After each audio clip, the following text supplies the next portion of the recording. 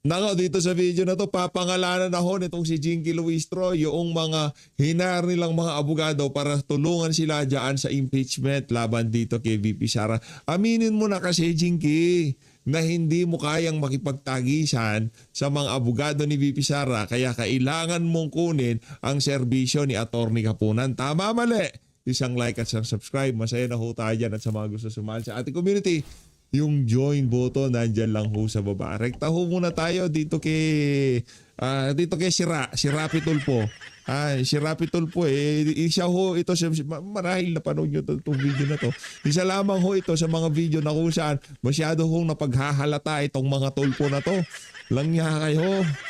Kahit talaga sa television. Ibang klase, hindi ka na nakontento doon sa pagtitip mo sa mga malalaking merong jogables na babae. Pambihira. Hanggang sa TV ba naman? Ibang klase, di ba? Di ba? O sino binigyan niya ng 250,000 na tip di umano? Yung babaeng malaki ang jogables, di ba?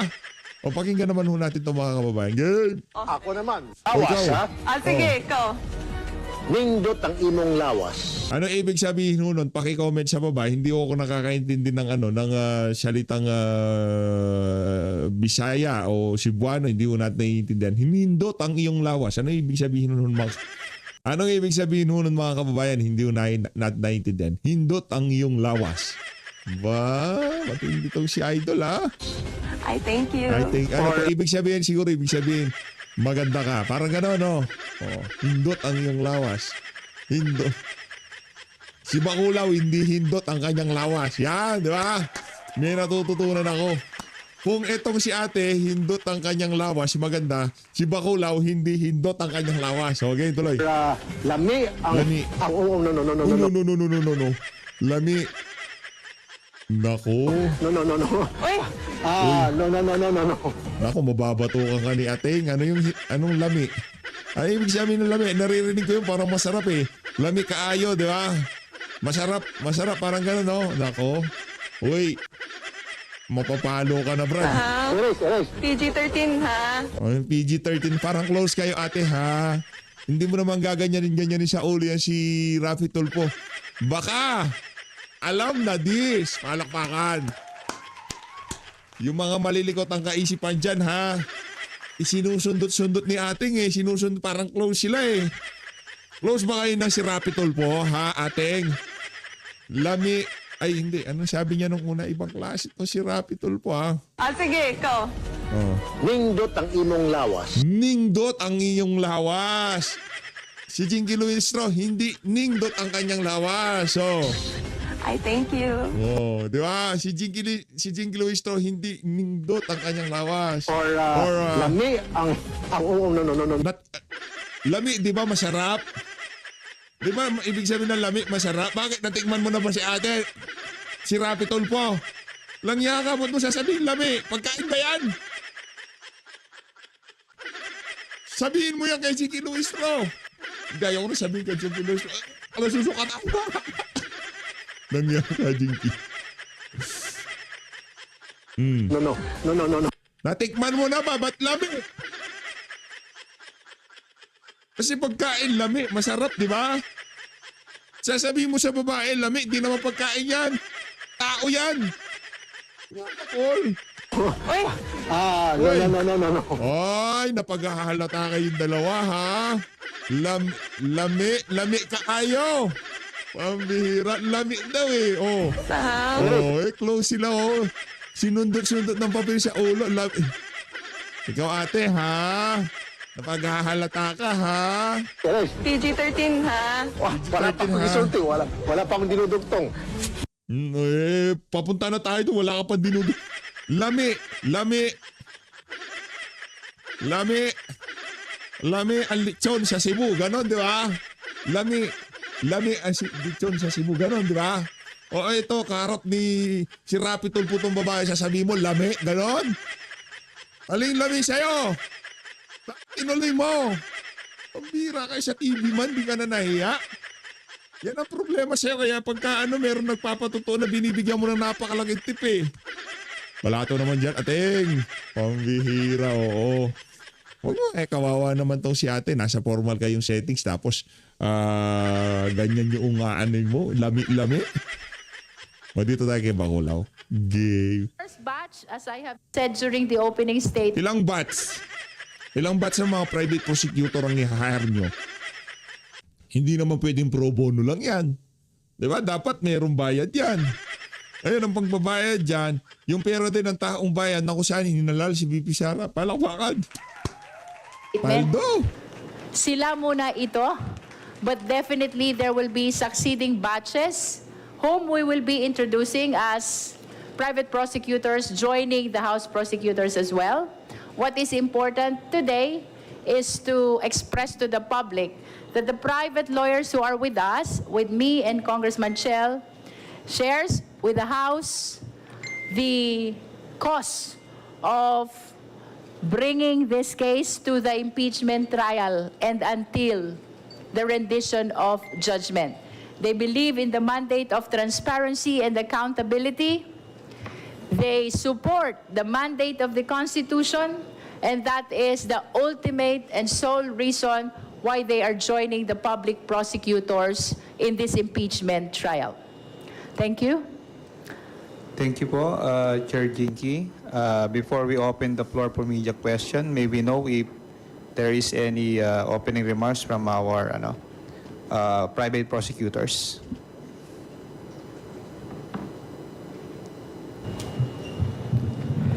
Of course, you know who I am. I'm friends with most of you here for controversial cases. I think Uy, baka sa mga hindi nakakaalam ha, yang si Atty. Kapunan, abogado din ho yan, nitong si Atong Ang. Ibang klase ha. Ano ka madam ha?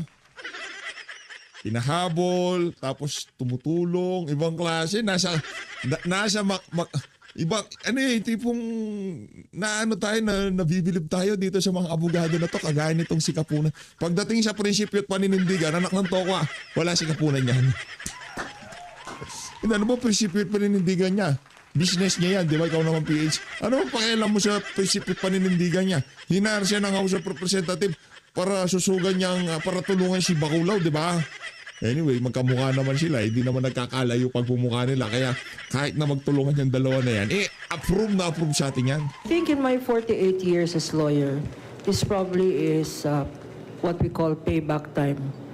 And this is where Payback tayo. I think very serious legal issues are concerned because they constitute articles of impeachment against a very high official. And that is Madam ha? Madam, wag, ano lang yan. Yung issue na yan, alam mo naman anong dahilan kung bakit tayo naggaganyan. Hindi naman pwede sabihin hindi mo alam. Di ba? Alam mo yan, madam. At ngayon, kung isa ka sa mga sasalansan dyan sa issue na good luck na lang sa'yo. Di ba? Good luck na lang sa'yo.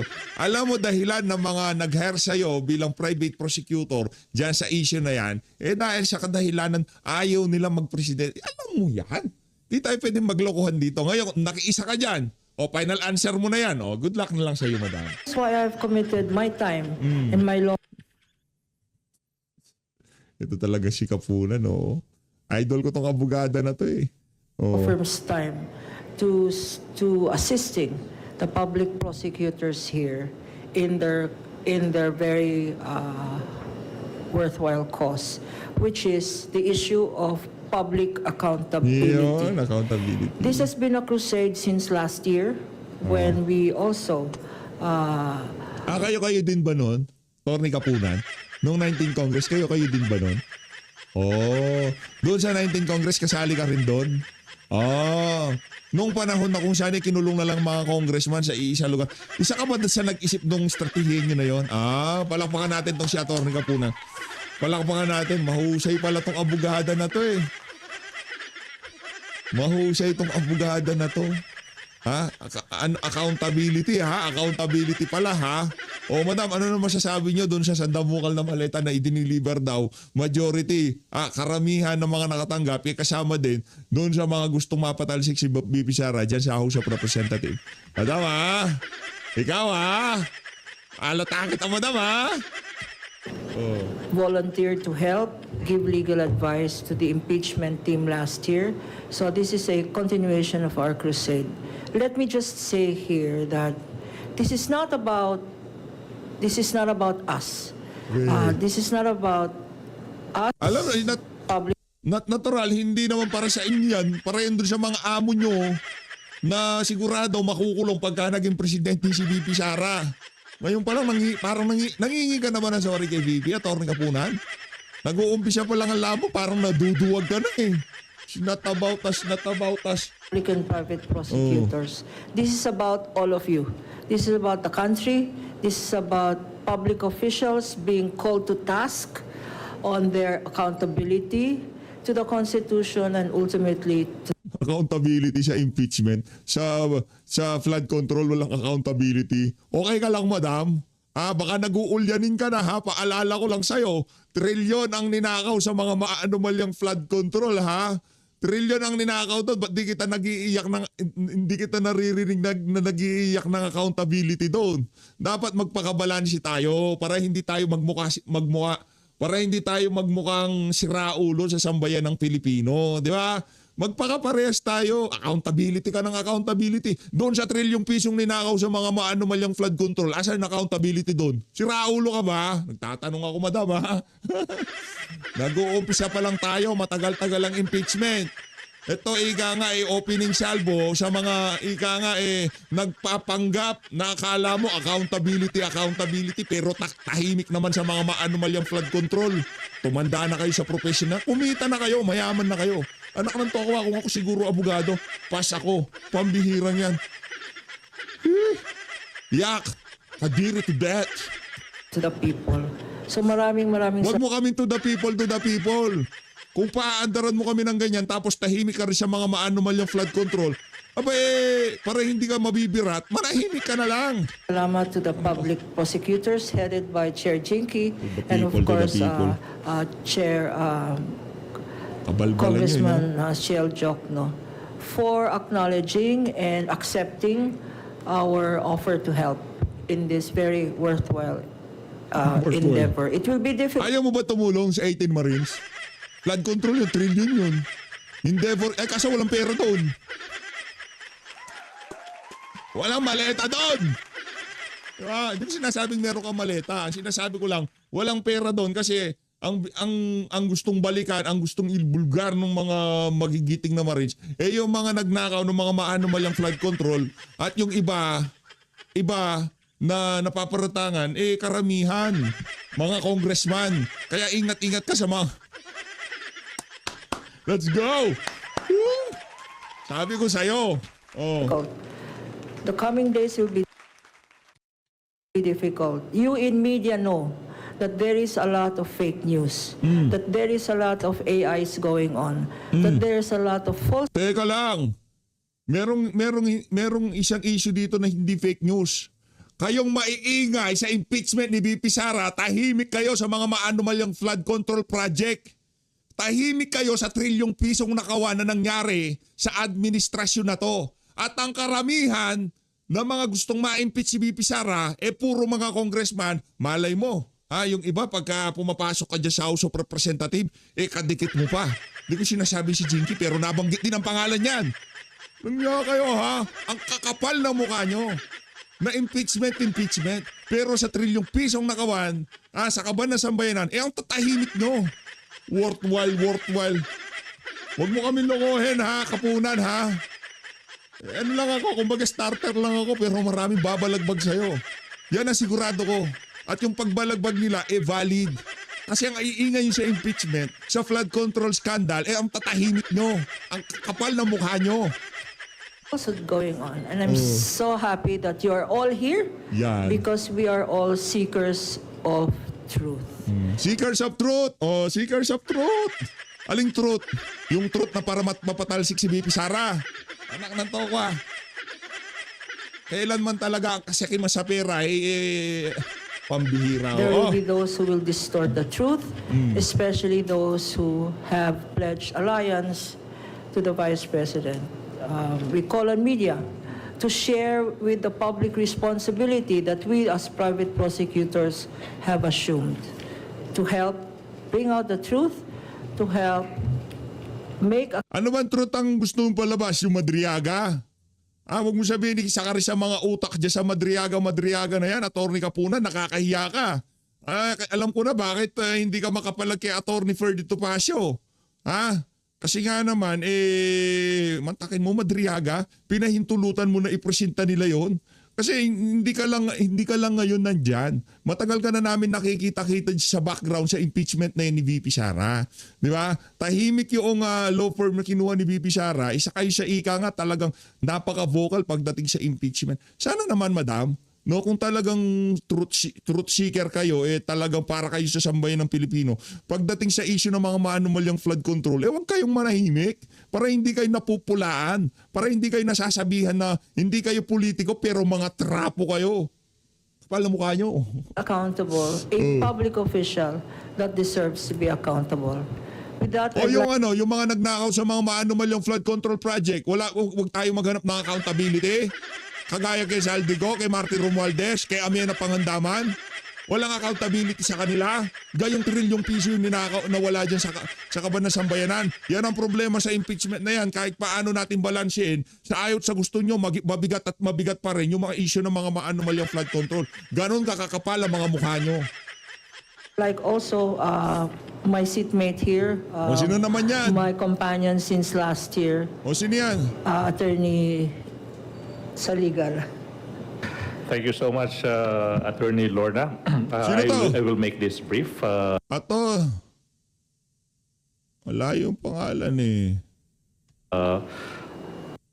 Because Attorney Kapunan, si Lorna, really gave a good introduction as to the role of the public prosecutors. Personally, Nasasamid pa tong si Kuya, oh. Bigyan nga, tubig yan. it is an honor to be standing beside legal giants, luminaries in the persons of Attorney Kapunan. Then we have Joke na, Chairwoman Jingy Luis, and of course, Kasali yan.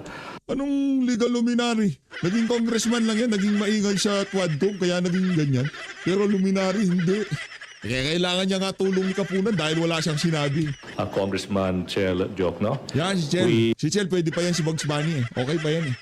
Pwede nating matawag na legal luminary ng mga dilawan. We acknowledge the hard work that this endeavor entails. It will not be an easy task unseating and removing from office the Vice President of the Republic, but it is a task that we do not take lightly. We know this is a solemn obligation that we have to the Filipino people. Sana all solemn. Sana all issue ng mga maanumalyang flood control solemn din. Di ba, Brad? Di ba? Sana yung issue ng mga maanumalyang flood control solemn din tayo, no? Wag lang sa impeachment ni Bibi Sara kasi pagkayan lang ay sinosolemn natin para tayo mga siraulo. Di ba? Ano tayo yung tipong banat tayo ng banat, accountability ng accountability, tapos merong issue na napakalaki, trilyong pisong nakawanet, tapos ang tatahimik natin. Huwag tayong sosolem-solem pagka ganun. Mamumura kayo ng ating mga kababayan. Pambihira, ito ha. Para at least alam nyo na ang kahahantungan nyo diyan sa pinasok nyo na yan, especially sa iyo at saka dito kay Kapunan. At sa mga private prosecutor, sa mga congressman, mga basura yan eh. Talagang ginusto nilang maging maging aso ni Martin Romualdez.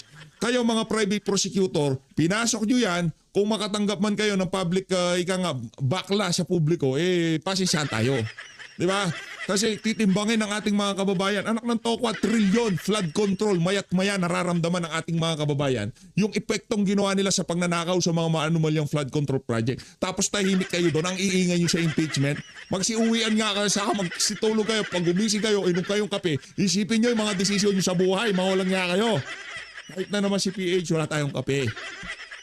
Naip lang ako dito sa mga private prosecutor. Yung mga congressman, given na yan, karamihan sa kanila, di umano nakatanggap ng malete. Pero itong mga to, para talagang gustuhin nila na, ipagmamalaki nila na great endeavor, worthwhile endeavor, accountability, mga sirao.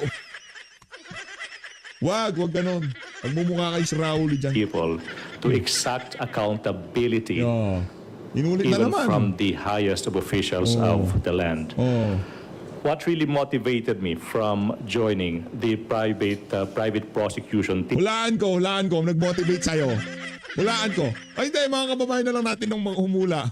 Ako ano ha? Ako ang isa nang motivate sa'yo. Starts, ano niyan, letter niyan, M. It starts with letter M. Ang nag-motivate sa iyo yan. Diba? M ang nag-umpisa yan. I-comment nyo kung ano yung M sa baba. O kaya naman, ano naman? Kung DM, basta M lang yan.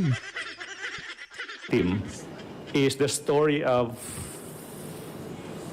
a school principal Oh. that is ordered to be imprisoned for 11 years for pocketing 5,000 pesos. Oh.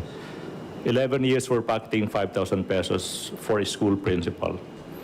What signal would it give to our children? What signal would it give to generations of Filipinos that will follow? Oh. Oh, yung If we can sinasabi. send to jail somebody for pocketing 5,000 pesos for 11 years, why can't we remove from office Oh. the sitting vice president? Tingnan mo, pati lalamunan mo at pinagtatraidoran ka na. Kasi puro kabalbalan sinasabi mo. Anong... yung principal, nagpakit ng ganong kalaki. What more ang ibigay nating halimbawa sa susunod na yun? Hoy, pakulong kaya natin nagnakaw ng trilyon sa mga maanumalyang flood control project para mapakita natin sa susunod na henerasyon na hindi okay nakawin yung mga pera para sa infrastruktura. Kapal na mukha mo, ha? For misusing millions of pesos. Brad, milyon. Ano mahalaga? Milyon o trilyon? Hindi nga bilyon eh. Trilyon. Wala, hindi tatagos yan. Sabihin ko na sa inyo, magmumukha kayong mga siraulo dyan sa worthwhile endeavor nyo na yan. Ha? Of public funds. We are here because we are advocates of the rule of law. We believe that the law must be applied equally with force to everyone, no matter how high your stature is in society. Having a famous family name should not give you a free pass. Naku, parang pinariringgan itong abogado na to si Martin Romualdez at itong si Marcos Jr. Hindi talaga dapat free pass yung apelido niya. Kaya pagka naging presidente na si BP Sara, sir, gusto ko isa ka sa mga mangunguna para ipakulong natin yung mga nagnakaw sa mga maanumalyang flood control project. Issue na sibuyas, issue ng asukal, marami silang ninakaw sa sambayanan. Gusto ko yung enthusiasm mo, yung pagiging game na game mo sa pagpapanagot sa mga magnanakaw na politiko. Ganyan din kayong dalawa ni Kapunan Ngayon kung hindi rin pala magiging parehas, di manahimik na lang kayo. Yoko na. You should be held accountable as with any other Filipino out there. That's all.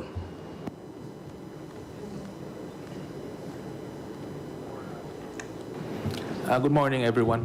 For Pekabar Group, for Pekabar Law, we are here basically to Anak ng toko, iiska po na ako eh. Iiska po na ako eh. Ba't nandiyan ka pa, PS? Gusto ko kayo kung bumalagbag sa... Hindi. Nawiwirduhan lang ho tayo dito sa mga individual na to. Accountability sila ng accountability. Pero sa napakaraming issue, hindi lamang sa flood control, tatahimik nila. Yung mga eskwelahan, classroom, hindi na ipapatayo. Matatahimik nitong mga individual na to. Matindi-tinding laban ang inyong sasagupahin dito. Ako na nagbibigay ng unsolicited advice. Alam ko hindi ko kayo kailangan payuhan kasi mga mga learned lawyer na kayo ika nga. Kapag dating sa katalinuhan at kagalingan, wala akong sakaling kingan ng mga yan. Aminado naman tayo. Di naman tayo abogado. Yung kumbaga yung atin dito, ginagamitan lang natin na sentido komon at yung prinsipyo. Yun lang ang meron tayo dito sa PH. May sangipin nga lang ni Bugs Bunny, talo tayo pagdating pa kaya sa kanyang katalinuhan.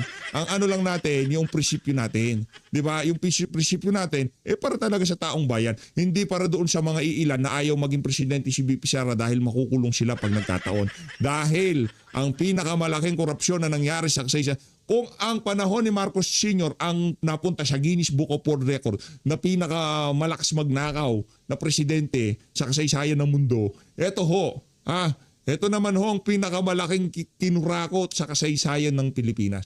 Yaang pagnanakaw na nangyari sa mga maanomalyang flood control. Kaya para dito kay Bugs Bunny, huwag mo paandar sa mga ipon mo. Nakanato ka pag nagkita tayo. Sabihin ko sa'yo, susupilyuhin ko yan. Hindi, reregaluhan kita. Ikaw naman, reregaluhan kita ng toothbrush at toothpaste. Meron pang cleaning session sa kahit na sinong gusto mong dentista. Yan! Bugs Bunny, pagka medyo naka-LL tayo, baka libreng brace pa ang ipapalagay ko dyan sa mga ngipin mo na yan. Nandiyan ka, Bugs Bunny. Sinasabi ko sa'yo, maghintay ka lang, magkita tayo. Yung supilyo at toothpaste, nakaanda na. Ipapabulsa ko. Sarap pagtripan nitong si Joko, no? No? Tatay di ko pinagtitripan. Yung ngipin, ganyan. Paano ka mananalo nga? Bigla ako namiss si Tatay Digong. Pinagtitripan yung ngipin nito si Joko, no? Di ba? Paano ka mananalo? Nakaganyan ngipin mo. Ay, nangyari kayo. Tatuloy natin. To support the cause. Anong cause? Anong cause? Ang tanong, magkano... And to Wala assist nga. the public Yung kalbo sa gilid, ano lang, kalmado lang. Basta ako impeachment, sama ako sa private prosecutor. Bugado ko, attorney Alin ako eh.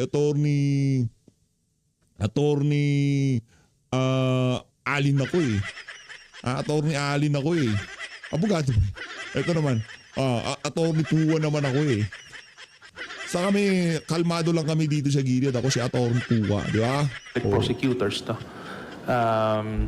And of course, as vanguards of the Constitution, we see to it that the constitutional process, as mandated in the Constitution, is followed through the letter. So basically, that's the role of the firm here right now, and also to assist the public prosecutors during trial, because as you know, they are not, it's been, except for Dean Joc, no? It's been a while since they litigated, so they need to be refreshed, no, of the current rules of procedures, etc. So we are here to see to it that they get the necessary support, and of course to help them the cause, no, and to exact accountability as well. That's it. Good morning.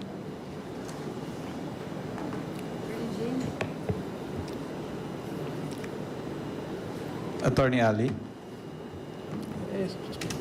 Good morning, everyone. So, the business of impeachment and accountability of public officers is a serious one. We are very, very happy to serve or to contribute in any manner to the public prosecutors.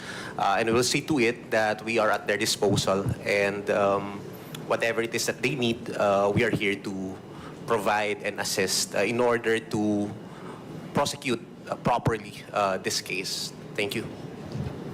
Thank you, private prosecutors. We will begin with the questions from Bibian Gulia of ABS-CBN2. Good morning, ma'am. Kong Jervil. You have so far named 10 private prosecutors. Ilan pa po yung tinitingnan natin na masasama dito sa listahan ng private prosecutors, and have we entered their appearance before the Senate Impeachment Court? They keep on coming. I cannot express the exact figure kung ilan pa ang ilalabas natin or introduce in the succeeding batches, because indeed we are overwhelmed by the support that is coming from the private practitioners. And as a matter of fact, I wish to take advantage also of this opportunity upang pasalamatan ang mga private lawyers.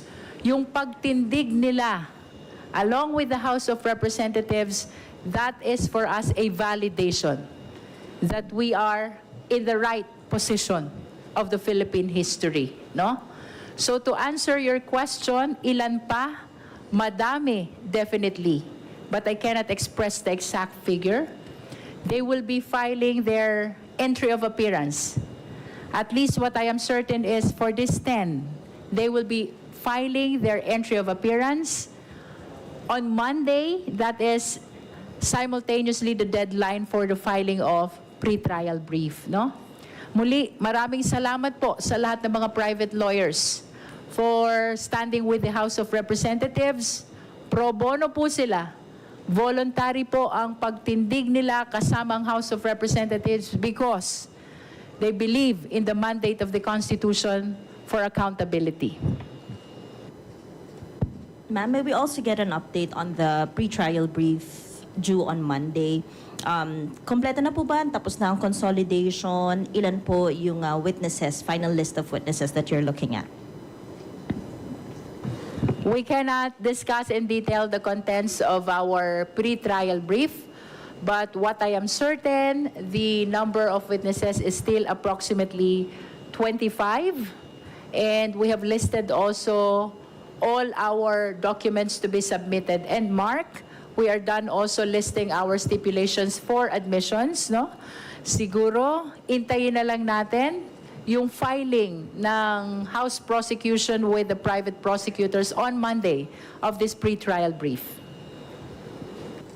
Last na lang po, sa mga gusto pong sumagot, Acting Senate President Gatchalian said 16 votes are still needed to convict the Vice President despite the Supreme Court ruling, and dalawa pong senador na outside the coercive powers of the Senate. Do you share that sentiment po? Well, this is subject to debate, I believe, no? Because our law is evolving, and as a matter of fact, even the interpretation as to what constitutes quorum is evolving already, no? So the list I can say as to the number of senators required to convict the Vice President, it is necessary to interpret what representation of Filipino people constitute, no? We understand that the House of Representatives are here in a different manner, applying the jurisprudence on Avellino versus Cuenco, which was supplemented by retired Justice Carpio with the case of Trillanes versus Pimentel, at ang dami pa niyang binanggit along the same line, no? Perhaps, I believe that the law is evolving in the same way that this must be interpreted to serve better the mandate of our Constitution. Thank you po. Thank you, BBN. We will take a question now from Billy Vegas of Abante Politico. Hihingi lang po ng comment kasi po binubuhay na naman po yung narrative na ang inuuna na naman ng House ay yung impeachment imbis na yung tulungan yung mga biktima ng Lindol. Cite mo yung marami natin Kahit na nasa gitna na kami ng paghahanda sa impeachment trial, hindi nalalayo sa aming kaisipan at kalooban ang mga nangyari at mga nasalanta ng Lindol sa Mindanao. Actually, nung palang nangyari yon, nagsama-sama na yung mga miyembro ng House. We have already begun a donation and relief efforts, and there have been over 100 members of the House who have already pledged support, some of them even their own personal resources, to help the victims of the earthquake disaster. Under the leadership of Speaker Bogie D, nagsasama-sama po ang mga miyembro ng House of Representatives. Ang impeachment ay isang tungkulin namin sa ilalim ng konstitusyon. Pero yung tulungan natin ang mga nasalanta nitong lindol ay isang humanitarian duty, at duty din namin ito bilang mamamayang Pilipino. Hindi namin kinakalimutan yon. That is also at the forefront of our minds and our hearts, and we are doing everything we can to make sure that those efforts will reach the affected families and communities. Mabanggit ko lang po that we have aside from yung nabanggit ko that over 100 members have already contributed to the relief drive, that is on top of the individual efforts being done by many of our House members to extend assistance through their own districts, local government partners, and constituents. At yun na nga, tulad ng nasabi ko kanina, there have also been pledges from many members of the House using their own personal resources to help our brothers and sisters in Mindanao. Tuloy-tuloy po yung aming paglilingkod while we are in the middle of preparing for this constitutional trial.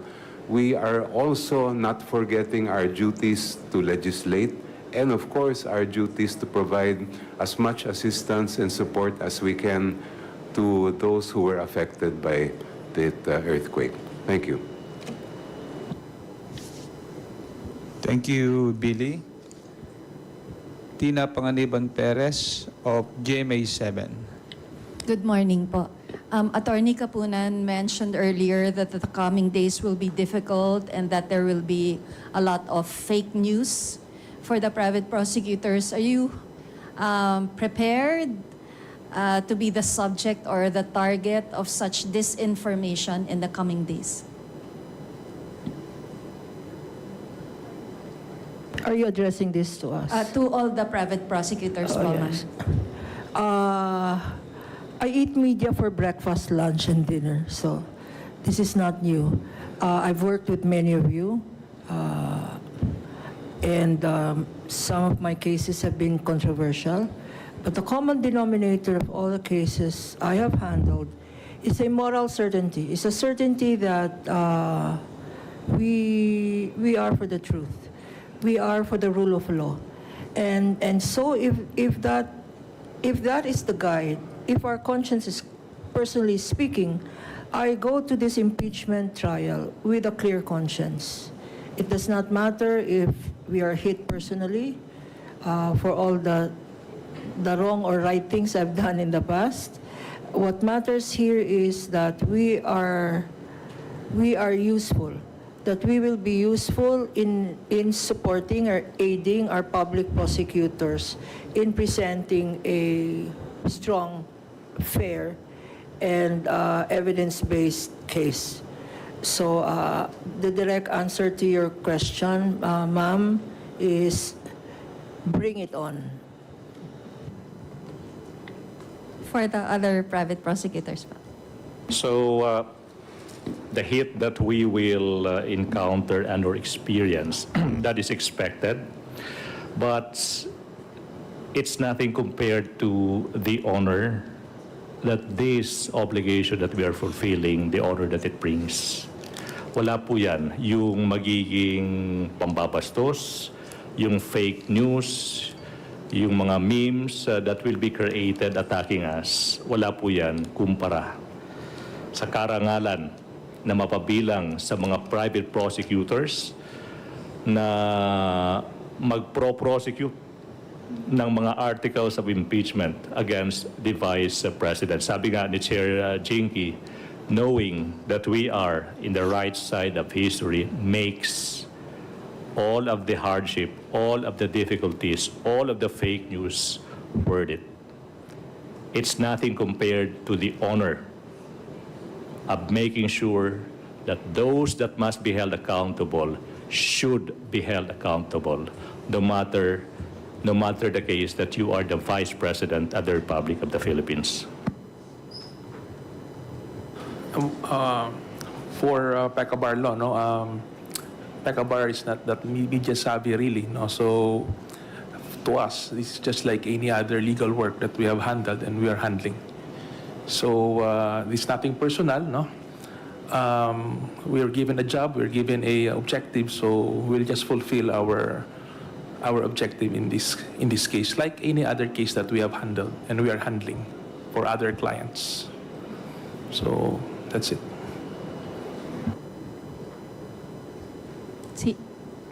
Was that also for Attorney Ali, sir? Okay. For the public and the private prosecutors, yung Senate website po was hacked this morning.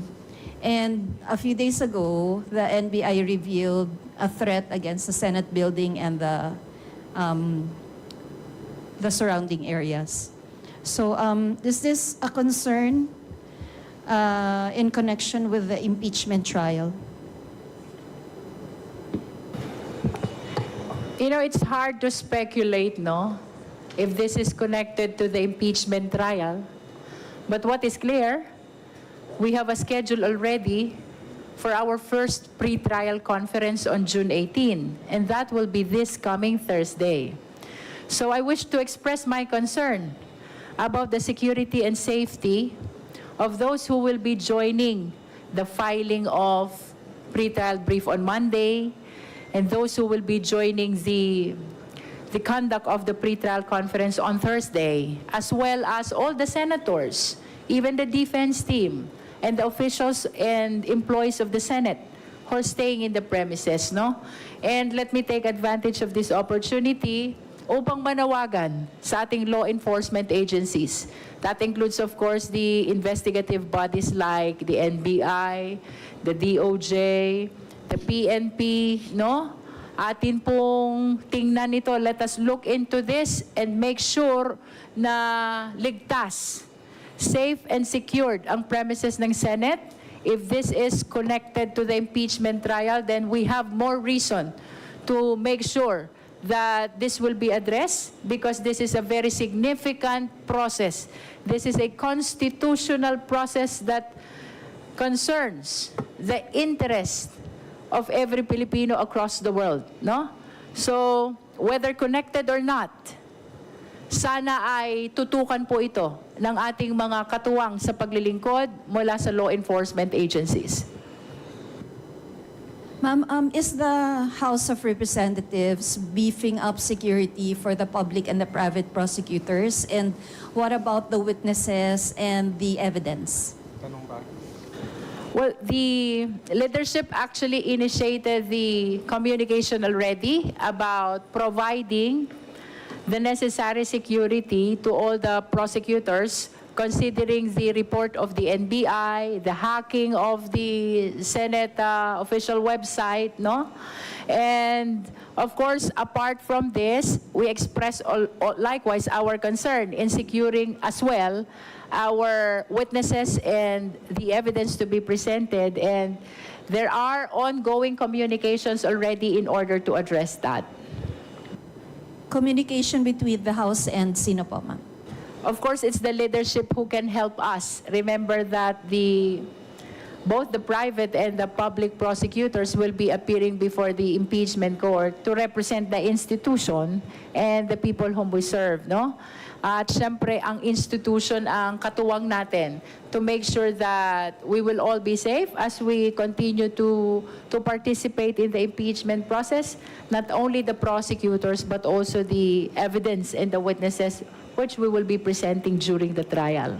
Ma'am, meron bang parang safe house for the witnesses, or meron bang vault or storage for the evidence, and meron bang house security na naka-assign na magbantay sa mga ito? If I answer that, I have to kill you. We cannot divulge it. We cannot divulge. But it's a real concern, no? As practicing lawyers. Maalala natin, nung height ng prosecution, ng drug war sa Quezon City, nasunog ang Quezon City, City Hall. Nung nagkakaroon ng election protest sa COMELEC, nasunog ang COMELEC. So, and we surmise that this may have to do with documents. And so, we echo the concern of our head public prosecutor, Ma'am Jinky, that there should be measures to protect our documents kasi na-transmit lahat. Speaking from an evidence point of view, we have to safeguard our evidence because the evidence from the House has been transmitted already. Most of our documentary evidence has been transmitted to the Senate, and in the pre-trial that will happen, where the pre-trial order says there will be pre-marking of documentary exhibits, We have a room full of documentary exhibits, literally and figuratively. We hope, well, we trust that the Senate will provide protection, not only, especially for our people, but as well for the evidence in the impeachment case. The other thing is, I guess, media is watching the courtroom, the impeachment courtroom battle. But I think media should also be sensitive, as Chairman Luistro said, to the courtroom outside. Because there have been many civil society groups that have launched a Senate Watch. There will also be a People's Impeachment Court. Maybe media should also listen to what is happening outside, because if there is any trouble, sabi nga nila baka may dumating na armed men or baka may coup d'etat, but this is all speculation. What's important is we are all vigilant. Media, kami sa prosecution, and civil society. Thank you po. Thank you, Tina. We will now recognize Lance Mexico of Newswatch. Hello, good afternoon po to the private prosecutors. As we all know po, there are 4 articles of impeachment. Merong about confidential fund misuse, alleged confidential fund misuse, unexplained wealth, bribery, and the threats to the president. Sa mga private prosecutors po, which do you think yung strongest among the articles of impeachment which would lead to the conviction of the vice president?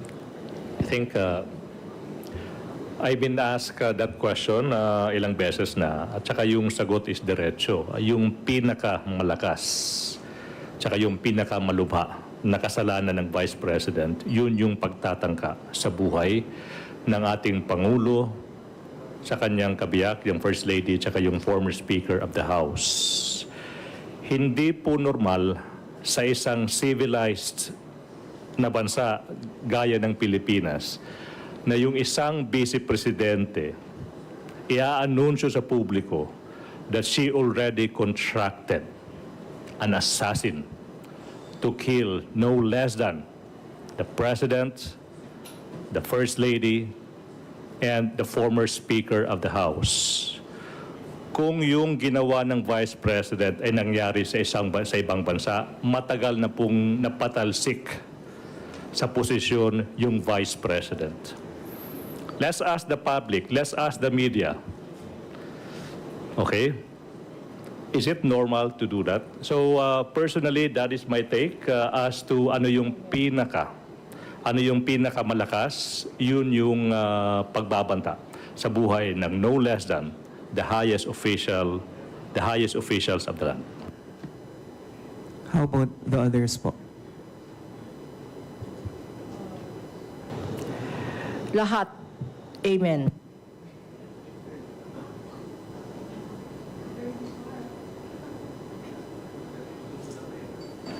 That question actually goes to the merit of the case, but there's a presumption of regularity. So I think all articles have potentials based on our review for conviction. Thank you, Lance. Eden Santos from Net25 is now recognized.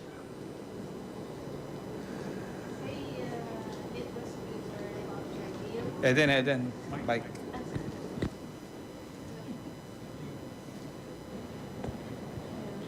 Hello po. Yan. Kung ano po ang reaksyon nyo doon sa possibility na baka si Senator Escudero ang talagang mag-preside po ng impeachment trial. Yan ang isa sa pinag-uusapan po sa Gatchalian Block. Whether it is acting SP Win Gatchalian or Senator Chis Escudero who will be presiding the impeachment trial.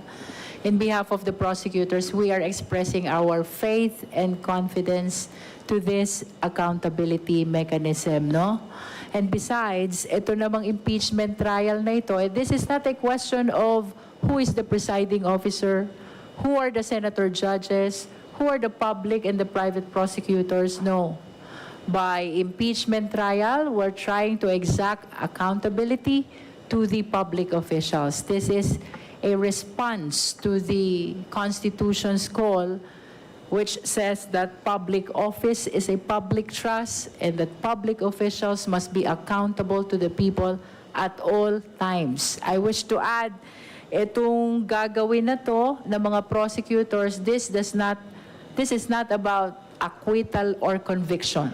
More than that, this is about enforcing and preserving accountability mechanism which is innate in a democratic country like ours. So okay lang po if in case na si Senator Escudero. To complete my statement, whether it is former SP Alan or acting SP Win or the one which you mentioned, Senator Cheese, we express our faith and confidence to accountability mechanism. So yung pong nakaraang impeachment is siya kasi yung sinasabi na kaya hindi po natuloy dahil doon sa kanyang decision or interpretation doon sa forthwith. Nonetheless, the circumstances surrounding the first impeachment back in 19 Congress is entirely different in the circumstances surrounding the second impeachment, no? So, if indeed Senator Cheese Escudero will be designated as the presiding officer, let us not judge him on the basis of what happened to the first impeachment back in 19 Congress. Thank you po. Thank you, Eden. Next is Rosalie Cas of UNTV.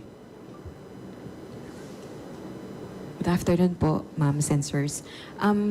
Para lang po sa kaalaman din po ng public, ano po ang pinakamahalagang magiging kontribusyon ng private prosecutors dito po sa impeachment trial ni VP Duterte at bakit kailangan ng private prosecutors? Kailangan din po ba meron pong lead private prosecutor? Meron po bang ganong mechanism?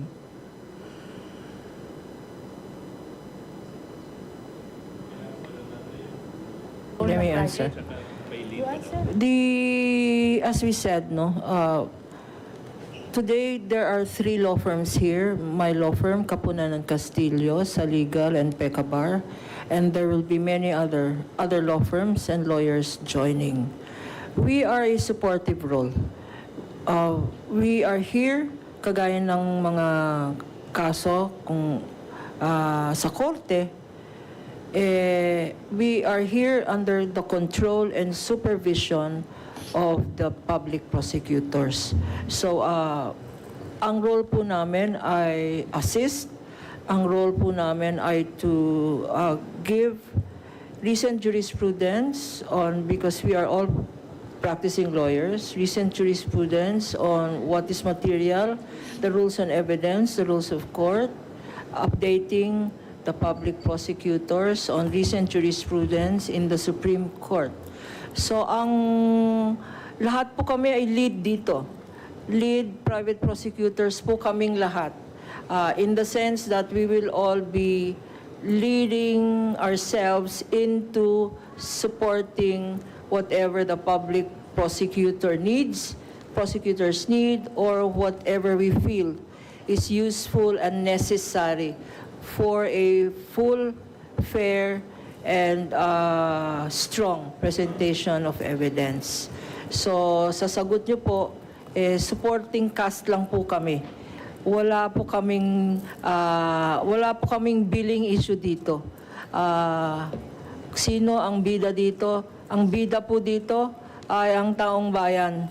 Supporting cast lang po ang private prosecutors. Of course, ang public prosecutors, yun po ang kami wala kaming talent fee eh. So, support lang kami. But it is the public prosecutors really that will be leading this. And that's all I can say. So, Sabi niyo nga po, supporting characters. Pero, are you eyeing to cross-examine the Vice President?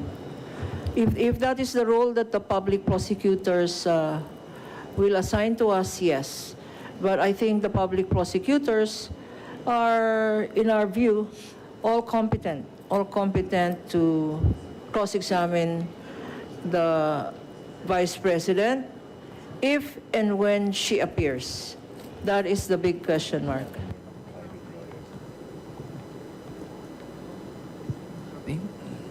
Kay Kong Jervil po, kasi nagsalita rin po si VP Duterte about sa impeachment trial kahapon in an interview at sinabi niya na ipinauubaya niya na po sa mga abogado niya yun pong preparation para sa impeachment trial at klinaro niya na yung mga abogado niya gawin daw pong ginusto niya po na maliit lang yung kanyang team pagdating po dito sa impeachment trial. So since ang marami nga pong gustong mag-volunteer, overwhelming yung numbers, so, more confident po kayo sa conviction in terms po ng mga tutulong?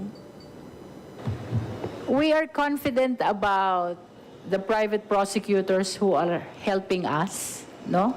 Kasi kilala silang magagaling na abogado. Kung tawagin natin, mga abogado de Campanilla. And we are really grateful na because of their prominence, nakaka-uplift ng confidence from our part. Of course, we have to acknowledge na kahit po abogado yung 11 prosecutors, except for Kong Chel Jokno, because talagang seasoned practitioner din ito, but for the remaining 10 prosecutors, medyo napahinto kami ng practice since we embark in public service. And definitely, kailangan po namin ang tulong ng mga private prosecutors because they are the people specialized in litigation, no? At perhaps, res ipsa loquitur na to. Alam nyo naman kung gaano kalalaki itong law firm na ito, the PECA Bar, the Kapunan, and even sa legal, no? And because of their presence and support that they are extending to us, indeed, talagang na-boost ang confidence ng 11 prosecutors because of this support, no? And not only that, not only the private prosecutors, we are confident as well because of the strong evidence that we have. But to your question, kung confident ako to secure conviction, it is premature to comment to that. We have not seen, as a matter of fact, the evidence of the Vice President. You will remember, yung sagot niya sa Justice Committee, yung sagot niya sa impeachment court, almost the same. And it evolved on constitutional and procedural and technical issues, no? They did not directly respond to the allegations of offenses under which were anchored in the impeachable grounds. So it is premature to say that the evidence of the prosecution is enough to secure conviction until and unless we have seen the evidence of the respondent.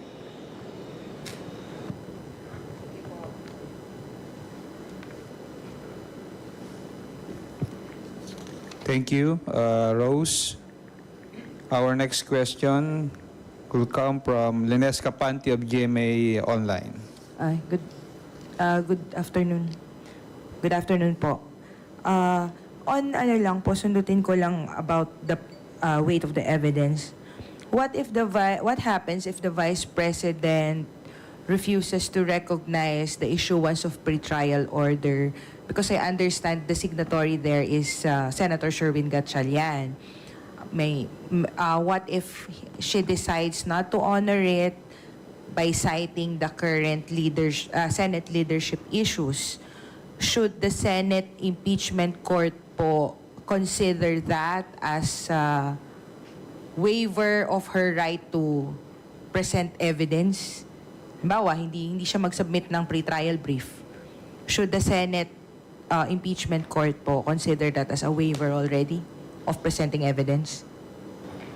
We are all eagerly anticipating the moves that the Vice President will take insofar as the order for pretrial conference is concerned. Malalaman po natin yan within the next few days kung ano yung magiging pagtrato niya sa order na in-issue ng ating presiding officer. It's very hard to put ourselves in the minds of the Vice President and her lawyers, so I'd rather not try to do that. Perhaps let's just wait for them to make their move, and then we can respond accordingly. Sir, follow-up lang po about yung binanggit po ni Chair Luistro kanina about the Senate the Senate and the rules should evolve to reflect is evolving and should reflect proper representation. Based on existing jurisprudence po ba, meron po bang batas or jurisprudence allowing the Senate Impeachment Court to revise their rules and change the threshold needed for conviction? I'm just curious kung if they are allowed to change it, the 16. Well, insofar as the number, yung 2/3 requirement, yun ay hindi mababago yun dahil nasa konstitusyon yan. Other rules of procedure are within the power of the Senate to amend or revise. Yung isa na lang siguro magiging issue, and really this is not well settled by jurisprudence, is how do you count the 2/3? Yung ganun, it's very similar to yung question tungkol sa quorum. Kung dati ang pananaw ng karamihan ay dapat 13, kinlaro na yan ng ating Supreme Court that it could be less than 13 depending on how many senators are within the coercive reach of the Senate. Now, whether that will also apply to the impeachment court ay hindi pa yan nasa-settle ng jurisprudence. So, hindi rin natin alam kung paano ang magiging pagpapasya ng Supreme Court kung sakasakaling umabot doon itong issue. I wish to add, no?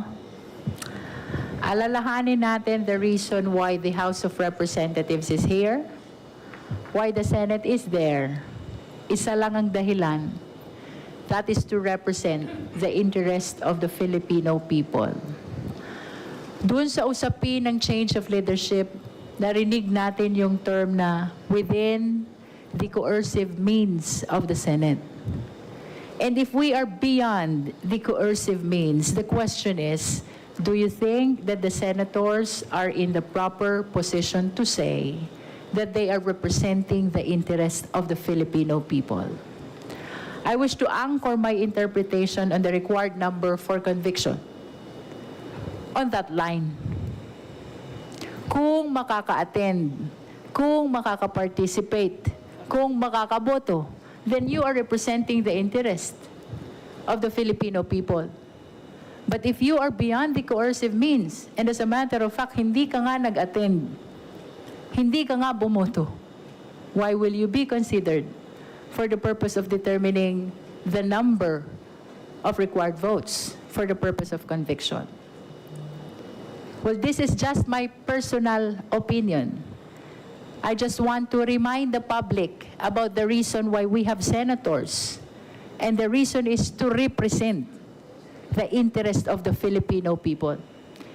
This impeachment trial is one of the instances when the representation of the interest of the Filipino is very much needed. So kung hindi mag-attend ng trial, hindi mag-attend ng botohan, how can we say that they truly are representing the interest of the Filipino people? And in which case, it should be considered for the purpose of interpreting.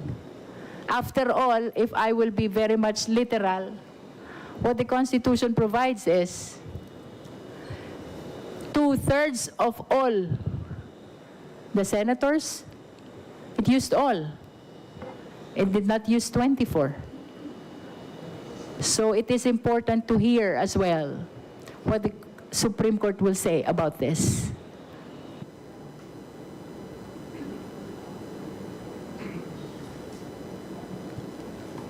Thank you po. Thank you po. That's all on my part. Thank you, Linesca. Let us hear from Gab Lalu of Philippine Daily Inquirer. Gab? Hello po. 2 questions po. First, natanong ko na rin po to kay Chair Luistro kahapon. Do you agree dun sa sinasabi ni Congressman Zia Adjong, yung spokesperson po ng prosecution team, na mukhang wala pong ebidensya si VP Sara. Wala siyang depensang na ma-mount kasi yung strategy niya is towards dismissal. Siguro po sa private prosecutors po natin. I think yung tinong mo is evident sa sagot ng Vice President mismo. Kasi napakakapal ng sagot, pero ang nagpakapal nun ay annexes. Ano yung annexes? Annexes na hindi bago, annexes ng final niya sa Supreme Court, annex na final niya sa House of Committee House